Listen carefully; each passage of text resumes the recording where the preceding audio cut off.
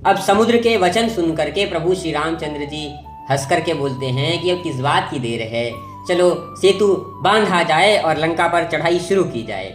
उनके वचन सुन करके जामवंत जी, हनुमान जी सब लोग तैयार हो जाते हैं। जामवंत जी बोलते हैं, प्रभु आपका तो नाम ही पहले से एक सेतु है जिसपे चढ़ करके लोग इस संसार के भवसागर से पार होते हैं।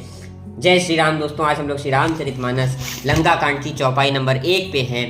अब हनुमान जी कहते हैं कि प्रभु के प्रताप से तो समुद्र पहले भी सूख गया था, परंतु उनके शत्रुओं की स्त्रियों के आंसुओं से भर आया।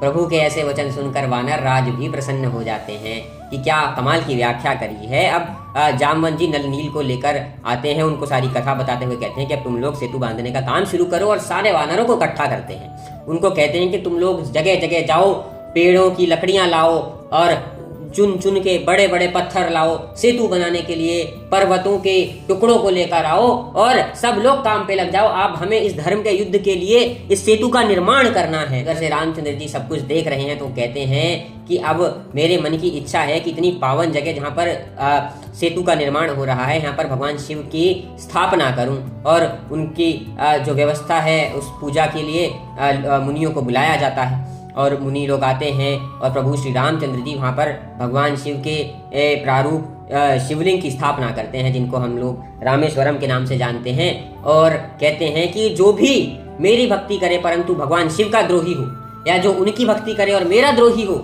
ऐसा व्यक्ति तो कल्पों तक नरक में पड़ा रहता है। हम दोनों एक ही हैं, हमें कोई फर्क ही नहीं है।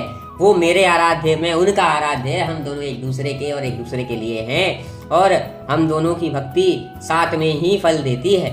इस तरह से वो भगवान शिव को प्रणाम कर रहे हैं और प्रभु उधर से उनको प्रणाम कर रहे हैं। तो इसी बात पे बोलते हैं, नमः पार्वती पते शिव हर हर महादेव, जय श्री राम।